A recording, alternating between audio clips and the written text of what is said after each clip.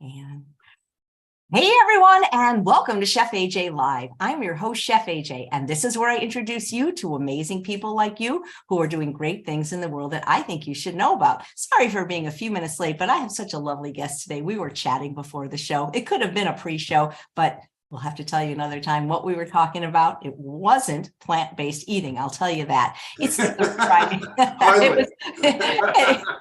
Exactly. It was the opposite of plant-based. Exactly. And I don't know what you got in your mind, but whatever you have, it's probably not that. Yeah. I love this guy. This is Dr. Ron Weiss, and he joins us the third Friday of every month to answer your questions. We call it The Doctor Is In. But if you want your questions answered, all you have to do is subscribe to chefaj.com, because there's so many questions when we have a medical doctor that we can't take them from the chat. So we hope you understand. And please welcome Dr. Ron Weiss. Tell us all about what's been going on with you. We are in the thick of it. We are planning for all hands on deck right now, because we are planning for an amazing Farm Days festival.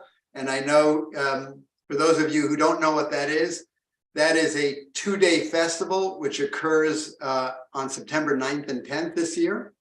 And we have the world leaders in lifestyle medicine and the environment and ethics and all kinds of things, you know, and they come to the farm, and everything occurs on the farm here at Ethos Farm Project. And this year, we are very pleased to be having Team Shirzai, and I know you know them, right? Because you've had them in your show quite a bit. They're the world-renowned plant-based neurologists, and they're going to be talking about preserving our cognitive function as we get older. We will have Rich Roll coming. Oh, wow. Yes. And we will have Peter Singer, who is the founder of the modern animal rights movement. Brittany Giroudi will be coming. Let's see. I know there are people I'm forgetting. We're going to have an ethics. Oh, Columbus Batiste is coming. I know he's been on your show before, right? He has a regular show on Sunday. Right. Yeah. And we have you know, all kinds of good things. We're going to have an ethics of eating panel with all the stars talking about the perspective of eating through the lens of ethics, all kinds of ethics, not just kindness to sentient beings and animals, but also ethics of food justice, how food impacts the ethics of healthcare and medical care and care of the environment and our planet and climate change and all this stuff. So we're very excited. Please, you know, everyone who's listening, if you don't get our newsletter already, you can go to our website, and it's ethosfarmproject.org is our nonprofit's website. And on the front, on the homepage, you'll see you can sign up for our free newsletter. It's a fantastic newsletter it's a quarterly thing, and it usually has fantastic recipes and helpful hints on lifestyle medicine, and it gives you updates for what we're doing here on the farm. And the other thing you can do is you can sign up for our Farm Days. We are probably about to start selling tickets probably in the next week or so. Wow, that sounds like an amazing lineup. And how the heck did you get Rich Roll? I didn't even know he was doing events. That's amazing. I didn't know either, but yeah, we're very, very, very fortunate.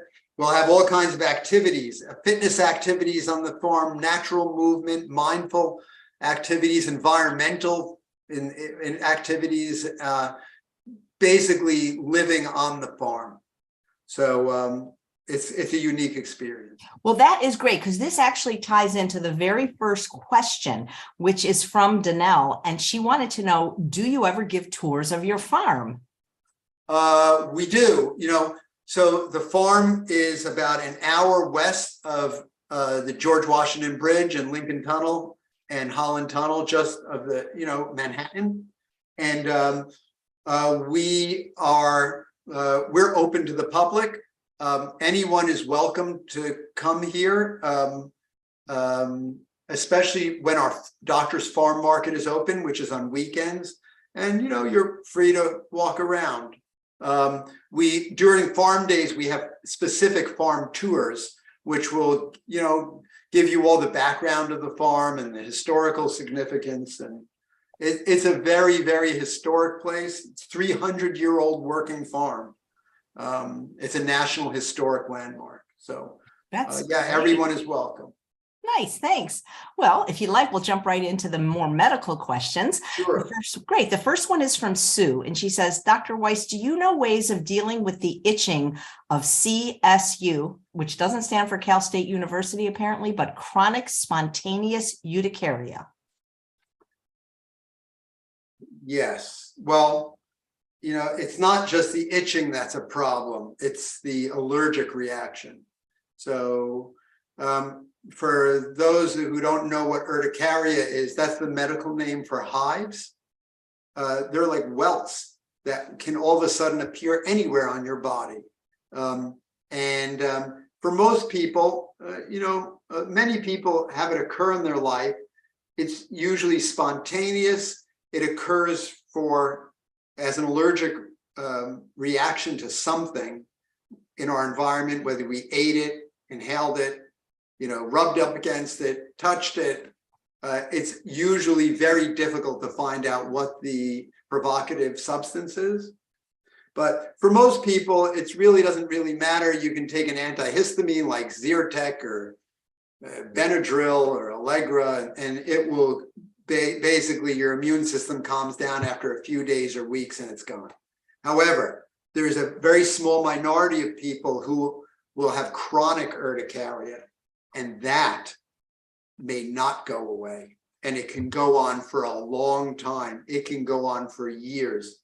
And for those patients generally end up at an allergist, and the allergist makes as exhaustive attempt as possible to test you for every possible thing they can think of in the world. But you can't test for every single molecule there is, like in fabric softeners, things in the air, you can't.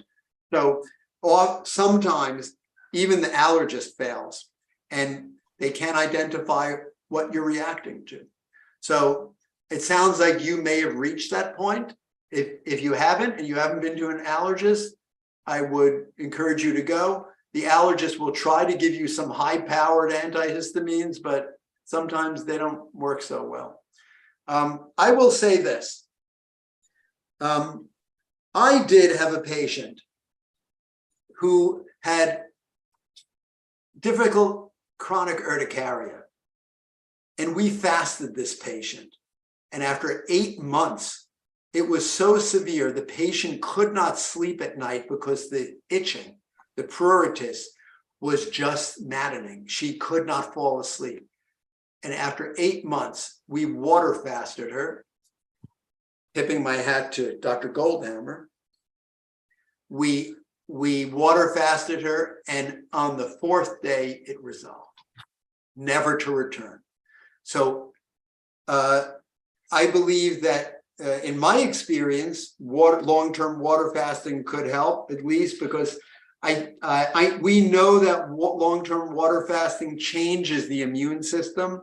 It absolutely changes the gut microbiome, and that is an important seat of our immune system. So I think that may be the next step for you if you've tried all the other things I've recommended. Fantastic. Thank you. And by the way, I'm assuming you're eating a diet of whole plant foods, because that's a diet that's low in allergenic potential. I know you'll go to a lot of allergists. They'll say, oh, there are a lot of histamines in plant foods. And I've tried that with urticaria patients. I've not noticed that even avoiding low histamine plant foods will help. But you can try what you wish. That's very encouraging, because I was actually going to ask if fasting helped, and that's encouraging that it, at least in your patient, that it did. Yeah. sometimes moving helps, I don't mean for this disease, but I've known people like sometimes if they move to a different house or a different city, even their allergies. Well, yeah, because there may be something in the local, what happens if there's an incinerating plant next door to them, or let's say a dry cleaning plant that's venting fumes, or, who knows what is in the environment where we live. Well, it's good to know that might be an option. So believe it or not, we have questions dating back all the way to September. That's how popular you are. So we'll try to get through as many as possible. This one is from Melissa. Can you ask Dr. Weiss about H. pylori? How is it contracted, treated, and how do you recover from it? Well, so H. pylori is very interesting, at least in my medical life, because when I was a medical student, it didn't exist. It was not known. I was a medical student. We thought people got stomach ulcers. We weren't sure why. Maybe from stress, maybe from too much stomach acid. And you have to remember, stomach ulcers were very, very, very, very common before the 1970s. So even within our lifetime, Chef AJ, did you know that gastrectomy was one of the top most common surgeries done in the United States? It wasn't, people think today, oh, what's the number one surgeon? What's the number one operation people have in America? Well, maybe gallbladder, maybe they have their appendix taken out. Gastrectomy, taking out your stomach, was right up there, at least with those common operations. And the reason why is there was no way to treat a hole in your stomach. Once you got it, we didn't really have effective medicines other than chopping out your stomach. It sounds terrible, right? And then in the 1970s, Tagamet was born. It was the first H2 blocker, which blocked this acid production in your stomach. And then came its relatives and competitors like Pepcid, Zantac, stuff like that. And they were pretty effective, and that basically got rid of the operations. And then came the PPIs, the proton pump inhibitors like omeprazole or Prilosec or Nexium. But in any event, right in the middle of this, that seemed to decrease the amount of operations that were needed to cure stomach ulcers. But the thing we noticed is you could take these medicines to shut off acid in the stomach, and most of the ulcers would heal, but then they could come back again like 50% of the time. And right after I graduated, there was a medical student, I think he was in Australia, who basically who was doing research and suggested that stomach ulcers were due to an infection, a specific bacteria. And everyone was laughing at him. That's crazy. Like, why would a stomach ulcer be due to bacteria? And then they actually identified the bacteria, and he was right. It was called Helicobacter pylori. And I remember 5 years later, when I was a young doctor, I got pamphlets from the federal CDC telling me to advise patients that if they had a stomach ulcer, that it's due to an infection, H. pylori, and they should take antibiotics to get rid of it. And what we found out is that almost all stomach ulcers are due to the H. pylori infection. The H. pylori is living in the crater of the stomach, and if you wipe it out, and it may be difficult to wipe out, but if you wipe it out, the stomach ulcer doesn't come back again. It's curative. So that's why we're on the lookout for H. pylori. Here's another reason why we're on the lookout for H. pylori, and it's because H. pylori growth in the stomach is associated with a high increase in the chance of getting stomach cancer, because the H. pylori causes a lot of inflammation on the stomach lining, and because of that, when we find it, the doctors are hell-bent on eradicating it. And the only way to eradicate it in conventional terms is by using a very complex concoction of drugs. And sometimes the H. pylori can be resistant. In any event, if you do have H. pylori at this time, I know we don't like to use antibiotics because antibiotics carpet bomb your gut microbiome and your colon, the bacteria that are responsible for your health. But if you do have it at this time, I would recommend ridding yourself of it with your doctor's prescriptions. Just as a side note, there is some evidence, that H. pylori, because we've been going after it and eradicating it, it may be verging on extinction. And that's not necessarily a good thing in the world. And it's because we think that H. pylori may have a positive association and may be necessary for normal and good growth in children's GI tracts.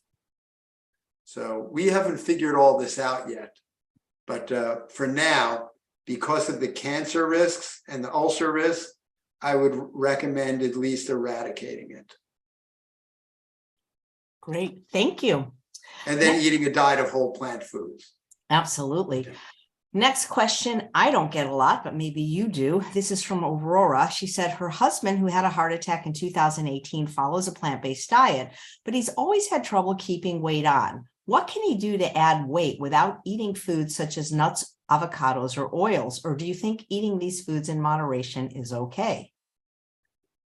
Well, I know there are a lot of people on the line very jealous of this individual. Yes, Chef AJ?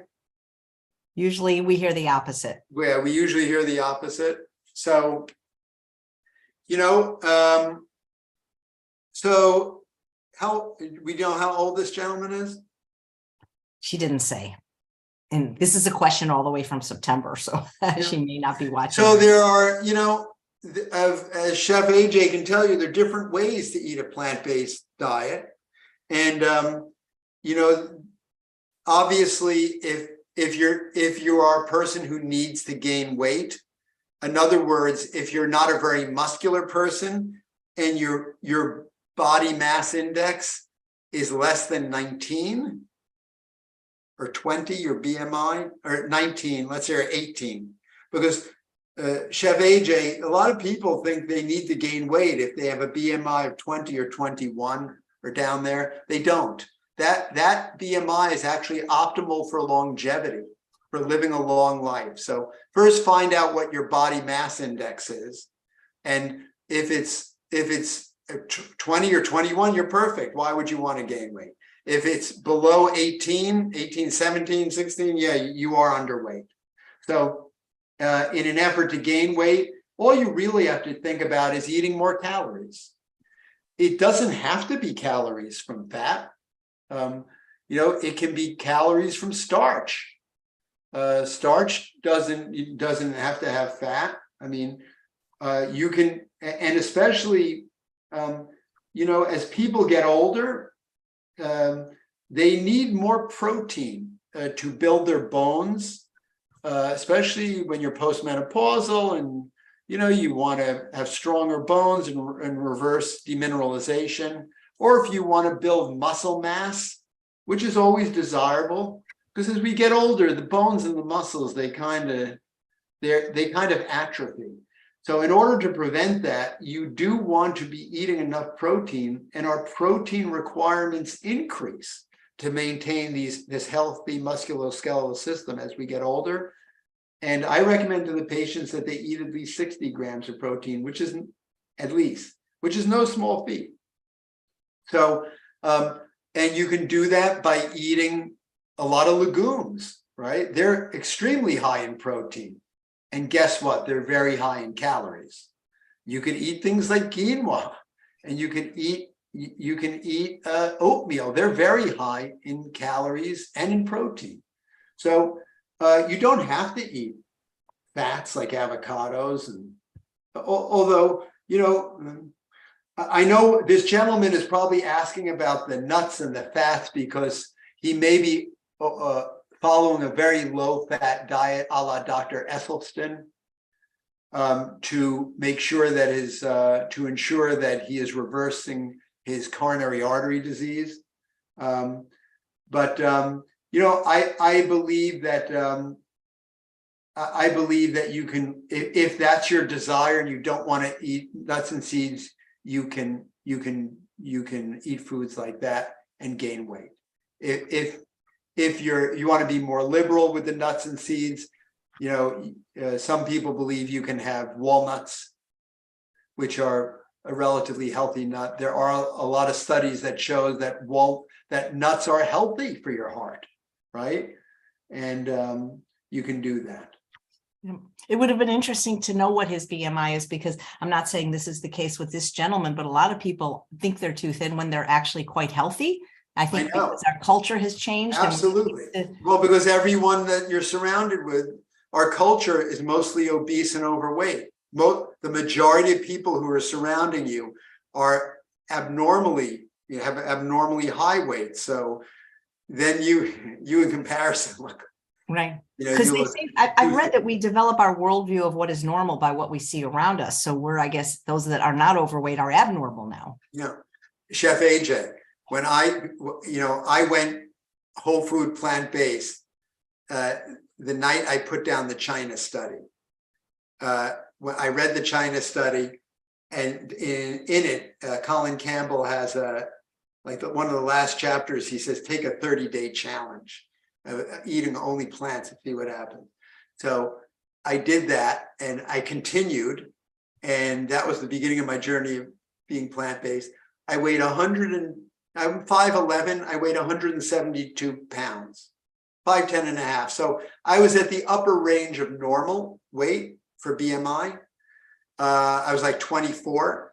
And then within 12 weeks, I went from 172 pounds to 147 pounds without trying. And I became, a BMI of 20.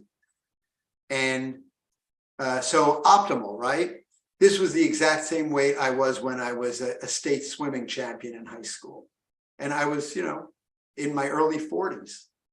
So patients came in to see me when they saw this, when they hadn't seen me like in a year or so. Oh, Dr. Weiss, are you sick? Dr. Weiss, are you okay? Which means like, do you have cancer? So I think people are just not used to, it's what your frame of reference are. People, as you said, are not necessarily used to seeing what a good healthy weight means or what it looks like. Yeah. It's interesting. I don't know if it's available anymore, but many years ago, I watched a BBC documentary called Why Thin People Can't Get Fat. And they kept these people that were thin or normal weight in a metabolic ward for like 30 days and force fed them like 10,000 calories. They had a really hard time consuming them. They would have to do things like melt ice cream. And at the end, they put them in those things that the astronauts go in, and they gained like the visceral fat, like they damaged their body, but they just couldn't gain like the subcutaneous fat. Like they just could not get these people fat. Yeah. I'd like to take a look at their gut microbiome. Yeah, it was interesting anyway, But anyway, thank you. Okay. Next question is from Andrea, and she says, I lost my period and my doctor wants to put me on hormonal birth control, but I don't want to go on any medication. I'm already whole food plant-based and get sleep and movement. What are your suggestions for getting my period back naturally? Do we know how old Andrea is? No, we should maybe have a form where they say, yeah, it's okay. No. It's okay. I'm just curious. I thought maybe if she said, so,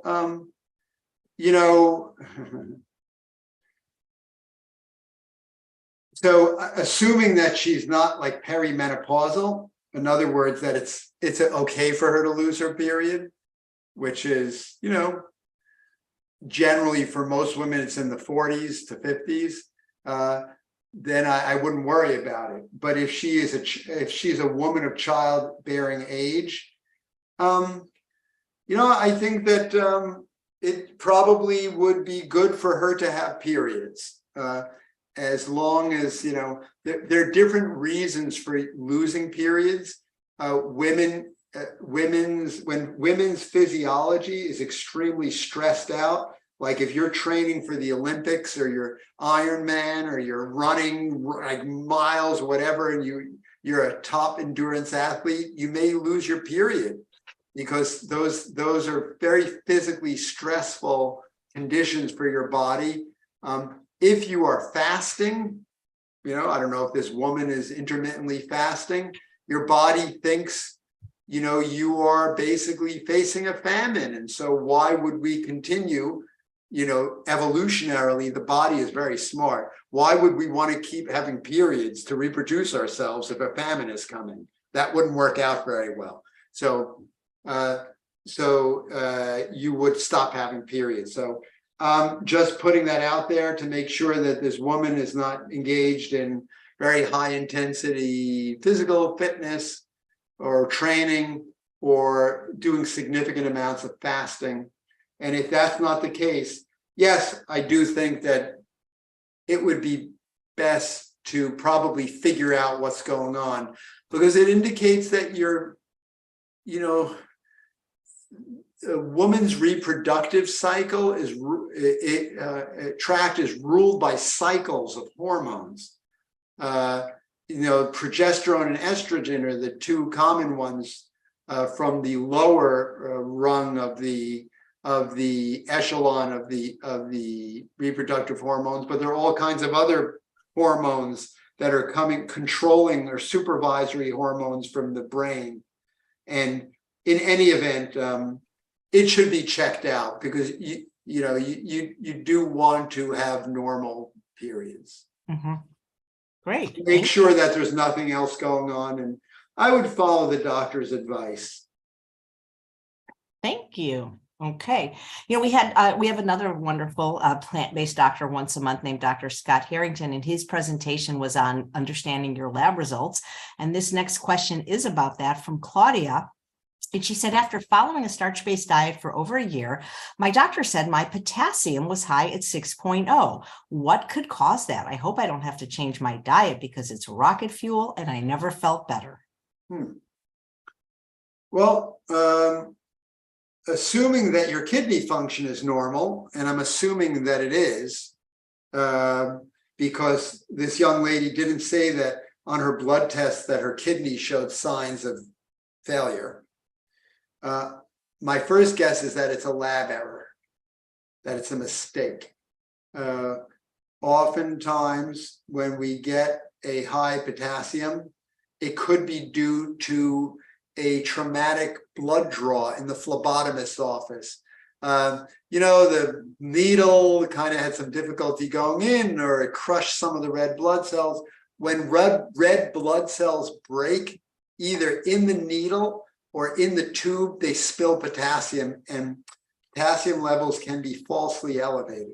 So that's the first thing I would look for. Sometimes the lab would say, there's a little note on the bottom of the lab, and you can look at this to see if there's a remark saying the blood was hemolyzed, because the lab will often report this. If you don't find this, I would definitely repeat the blood test, because it's not normal to have a potassium of 6. It is not normal. And you don't want a potassium of 6 because it's too high. And not that I think 6 would kill you, but if it keeps going higher, you don't know where it's going. If it keeps going high, it could, you know, high potassium is very dangerous. And so you do want to ascertain exactly why you have it. There's no possible way that I could ever imagine that you eating plants would cause a high potassium. The other thought of a high potassium, if it's not a mistake or an error or from the blood draw, is that even though there are rare kidney conditions, even though the kidneys are not in failure, sometimes they can create high potassium in the blood. And those would be more rare conditions, and you should be checked for those by your doctor. But definitely follow up on that, because if it's nothing important, you'll repeat it and it'll just become a normal potassium level and you don't have to worry again. If it's repeated and it's still high, it has to be worked up. Great. Thank you. Here's a question from Nazine. And she says that she has been whole food plant-based for 4 years, but oil-free for the past 2. She's going to be 59 in April and has been perimenopausal for the past year. And she is concerned about osteoporosis. She does strength training 2 to 3 times a week, 30 minutes of HIIT running 1 to 2 times a week, as well as yoga 3 times a week. And she's wondering if she should consider HRT for her bones. No history, family history of cancer, but she's been recommended to take Tibolone and wonder if it could have adverse effects on the liver. I mean, if she doesn't have any problems, why would you take something before you know what I mean? Well, it's not even recommended for people who do have problems. So even if you do have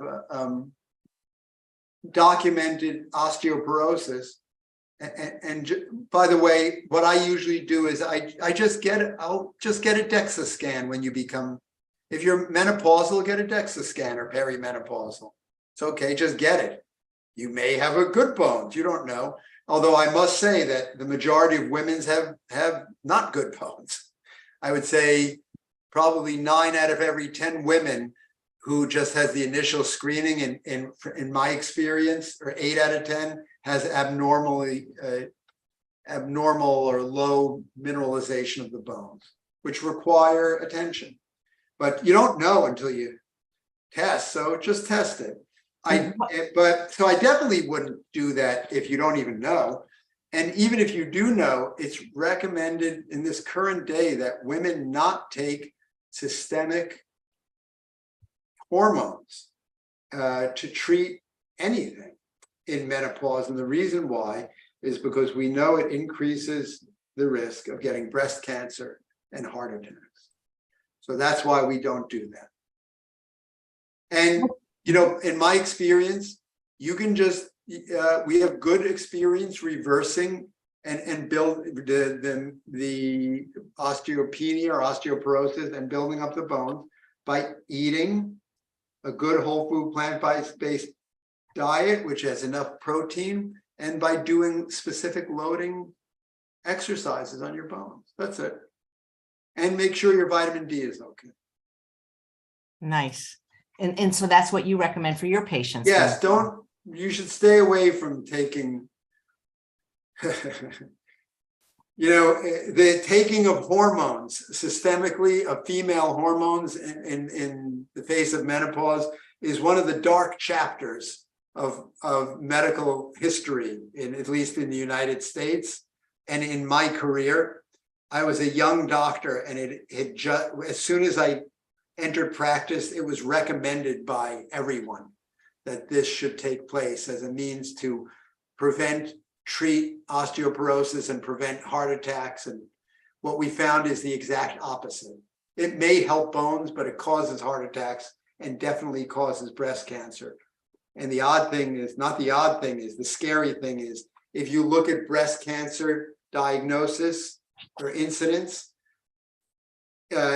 there's a bump up in the curve of the incidence line from the point that hormone estrogen replacement was recommended in the early 90s until they stopped recommending it because this such was stopped and they found out it was causing breast cancer. And as soon as doctors en masse in the nation stopped prescribing the estrogen replacement, hormone replacement, breast cancer incidence fell in the United States. Wow. Cool. Thank you. All right. Next question. This is from Susan. She said, I once heard you say to take kefir when going on antibiotics, but is there a vegan kefir option? I had to go on prednisone for 2 weeks and feel that my gut microbiome has suffered. What can I do? I don't ever remember saying eating kefir. Could I be getting Alzheimer's? No. But I don't think that's a bad idea to eat fermented foods. But if you eat fermented foods, just make sure a lot of fermented foods like kimchi or pickles or stuff like that. They have huge amounts of salt. Do you have good recipes to make fermented, like sauerkraut without salt? Or Okay, that's so funny that you asked, because just a week ago, I had a guy on who does sell 4 flavors of kimchi and sauerkraut without salt, and I tasted them on the air. They were delicious. The problem is he's not in stores right now. It's in glass, so shipping's expensive, but hopefully he'll get in stores one day. But I did have guests on this show making both kimchi and sauerkraut without salt. And did they have vinegar in them? Oh, I don't remember. I think I think what they did was juiced celery because it was so salty as the liquid. Okay, I would have to but look no up vinegar? Well, because that's good if it doesn't, because vinegar is a sterilizing agent, right? So if you put vinegar in there, you'd kill any possible good bacteria you would want. So if you have those recipes or whatever, I'm sure there are recipes hanging around for I know that our nutrition head here, Wendy, has recipes for sauerkraut without salt in it. But and I think she does use celery juice. So yeah, so you're accumulating microbes from the environment, and then they're fermenting your stuff. So any natural microbes will help you. But really, you know what the best thing is? The best thing is to eat prebiotics. And those prebiotics come from whole plant foods. And so that's what I would concentrate on. If you want, you could get those whole plant foods from a regenerative organic grower where they were produced in a regenerative soil, like a beautiful living soil. Because guess what, Chef AJ, if you eat things like carrots or radishes or even lettuces that come from that soil, the plants have the good bacteria from the soil. They have completely different bacteria on them than produce that comes from conventional pesticide producers. So, and those bacteria are good. They're the reservoir to help restore your microbiome. So I would take prebiotics in the form of whole plant foods. Make sure you're eating a lot of dark leafy greens and beans, things that are high in fiber and whole grains. I would go out of your way to eat sorghum and kodo millet, because they have highly resistant starches, which are not broken down until they reach your colon, where your gut, a lot of your gut microbes are, and they'll have a party down there. That's what I would do. Wow, thank you. I'm going to, after I ask you the next question, I will look up those recipes and tell you what the ingredients are. And, yeah, and you know what, by the way, just because the microbiome is one of my favorite subjects, I believe that, you know, plant-based whole foods people, if you're eating a diverse diet, that's your best. You know, we never like to take antibiotics. Who likes to take an antibiotic? I mean, it is destructive to bacteria. It's estimated that if you take one course, like a week of just even amoxicillin, that it can wipe out between 90 to 95% of all the bacteria in your gut. All of them. That's like leaving 5% left. That's a lot of catastrophe. However, if you it's the diversity of the whole plant foods and the level of fiber that you're having. If you have that, you will have a very good ecosystem there with representatives of the many key guild members that are responsible for this network of this ecosystem, this microbial ecosystem you need down there, so that even if you wipe a lot of it out, you'll have representatives that remain that can repopulate when you put down those whole plant fibers. That's the thing I wanted to expound. Nice, thanks. Well, you know, if you're so interested in the microbiome, I think this next question has a little bit to do with it. She's named Trisha, and she said, Dr. Weiss, can you treat a sinus infection without antibiotics? I'm pretty sure I have one, but just don't like to take antibiotics since I have Crohn's disease, and my microbiome is very happy right now. I've been pain and medication free for 8 years, eating whole food plant exclusive. Bravo. So I have found that doing exactly what this young lady did is the most effective treatment for Crohn's disease. I've had many ulcerative colitis and Crohn's disease patients during my life. It's rare that I ever see them quiescent on drugs, and even they may be symptom free on the drugs, but they still usually have problems that you can see when you do a colonoscopy. It's not normal down there. And yet, at least with all the Crohn's disease patients, all the ones I've ever seen who's maintained a whole food plant-based diet, they're in complete remission. So that's wonderful.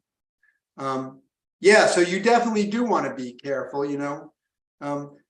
If you were to look, Chef AJ, if you were to go to Google right now and put in a disease, pick any disease you want. It can be any autoimmune disease like Crohn's, or it could be lupus or rheumatoid arthritis. Then you can go to all diseases like coronary artery disease or depression or, breast cancer. We have found out that there are often associated specific deficiencies in the colonic microbiome that are associated with these diseases.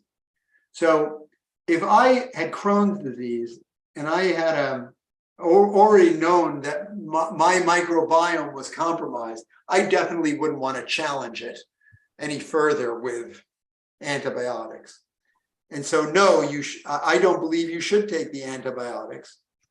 My general approach to treating sinus infections is without antibiotics.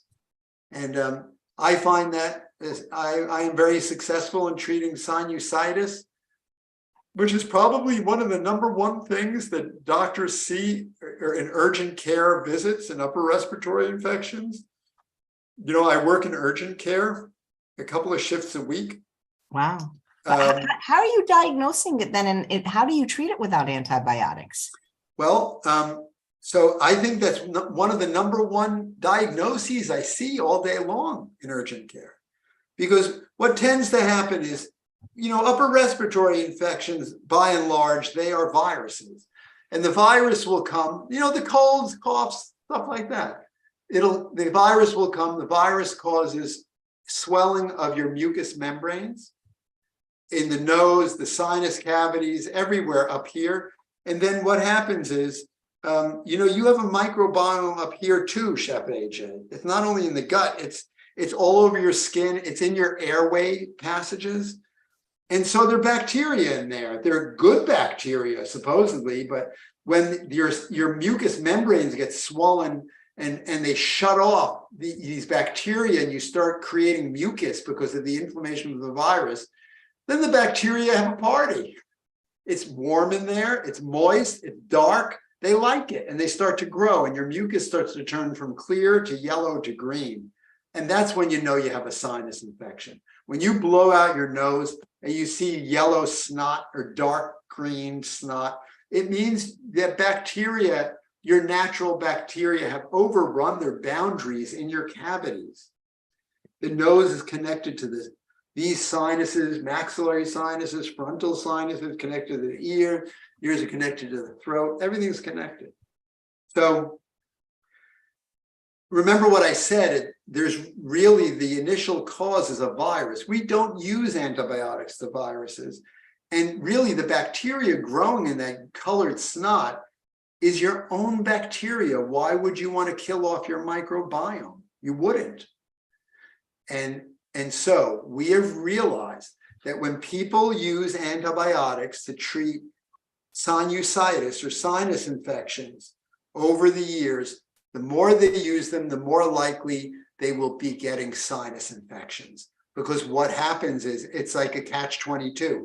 You'll have the sinus infection, you use antibiotics, but the antibiotics kill your own good, healthy competitors in there. And with repeated use, they select for resistant organisms in your sinuses. And those have a difficult time being stamped out. So what I do is I follow the CDC's guidelines. They've taught this in medical school for 30 years, that sinusitis should not be treated with antibiotics primarily. You use decongestants and steroids, and that's what I use. And by the way, if you're so desperate, you can get these things over the counter. You don't even have to go to a doctor. If you feel pressure in your sinuses here, when you have an upper respiratory infection and you see green and yellow snot, and if it's so uncomfortable, and sometimes it can be horrible, then use Mucinex D maximum strength. It's in my book, the best decongestant that there is. It will help to decongest these passages and liquefy the thickness of the snot in your head and have you blow it out. You can use Flonase, which is over the counter. 2 sprays in each nostril once a day, and you use that for a few weeks. You can also use a neti pot that people get relief from, and you should be fine. Yeah, the neti pot, or there's one called Neil MD. Yeah, that's really cool. Yeah, it's just saline. Be sure you don't use tap water. Don't use that. It has to be that special, sterilized water, or else there are rare cases where people have used tap water in a neti pot and they've died from a brain-eating amoeba. Oh my God, that's scary. It's scary. It's very, very rare because you're injecting this stuff deep into your brain cavities. So just use the preparations over the counter. I think you can use tap water if you boil it first. Yes, you'd have to sterilize it. Right. Oh my. Okay, thank you.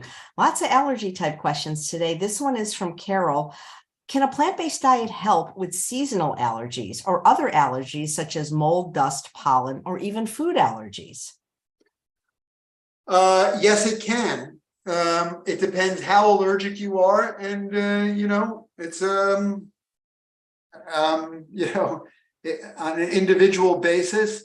As a general concept and rule, I think that going plant-based whole foods is probably the most effective way to combat seasonal allergies in my experience as a lifestyle medicine doctor. I've noticed that I was an allergy sufferer myself from spring allergies, horrific at times.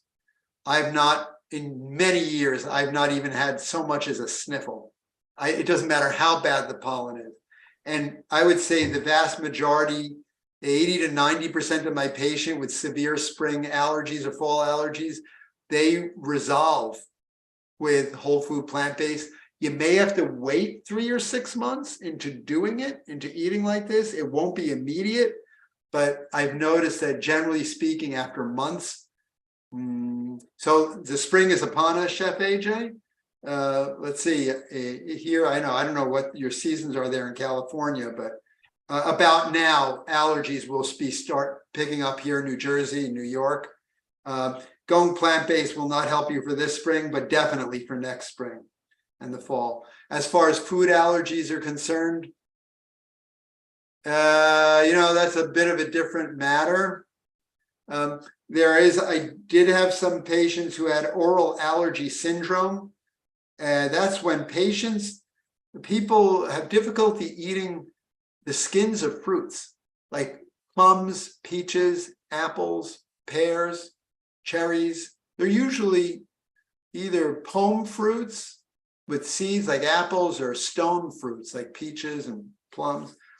And I had one patient who, since he was 5 years old, he was now 50 years old, he was never able to eat a cherry or a plum or a peach because his lips would swell up and get itchy and his tongue every time they would touch his mouth. 2 weeks after doing what we have this 30-day detox here, he was eating all these fruits and it never came back as long as he ate only whole food plant-based. So that's an example of how, eating whole food plant-based modulating this patient's food allergies. Nice. Thank you. I found the salt-free kimchi recipe on my channel. I'll send it to you. It does not have. Wonderful. Oh, please do. Yeah. And I'm going to look for the sauerkraut one as soon as I ask you the next question from Debbie. I've been donating plasma, but I'm having trouble keeping my protein high enough to donate. I eat mostly plants, mostly soups and salads, lots of veggies and beans and potatoes, also some fruit. Huh. Well,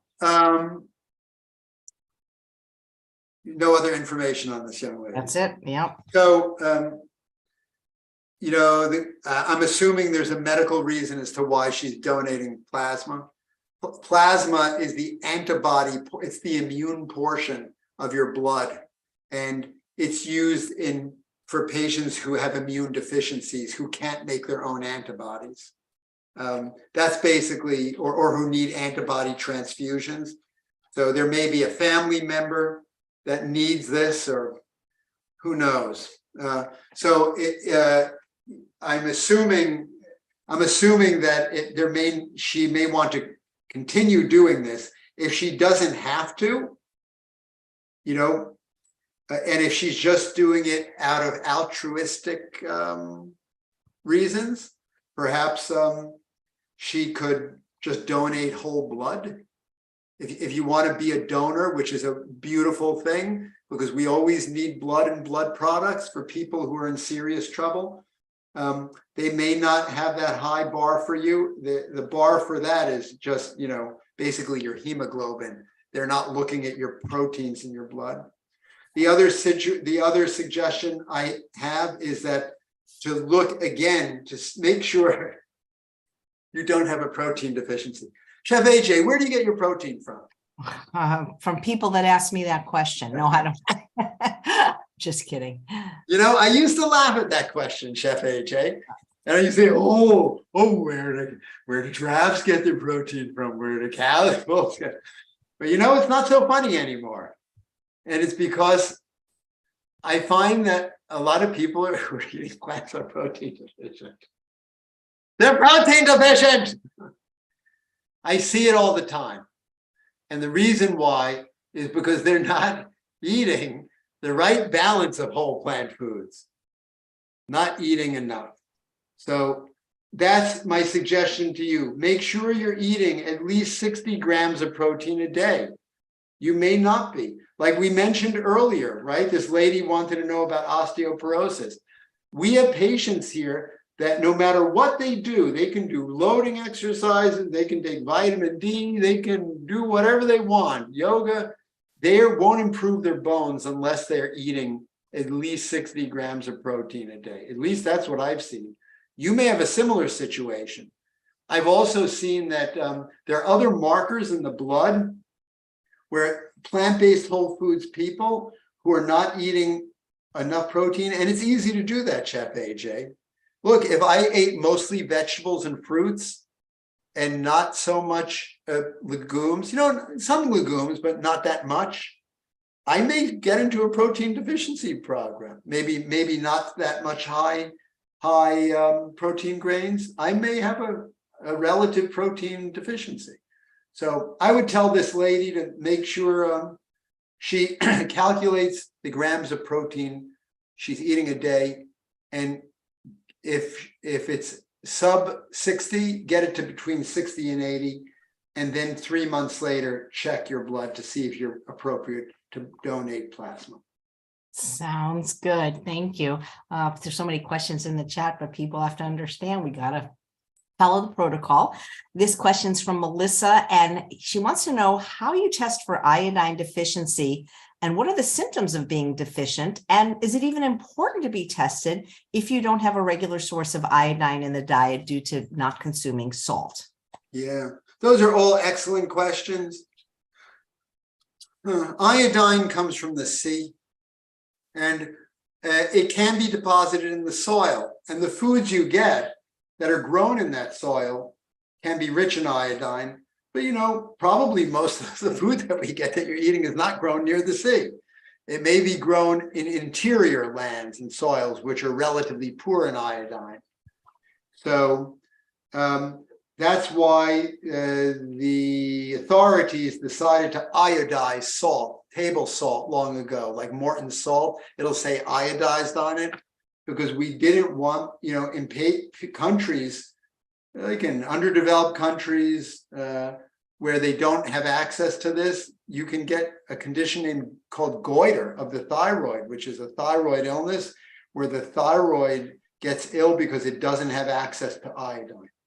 Iodine is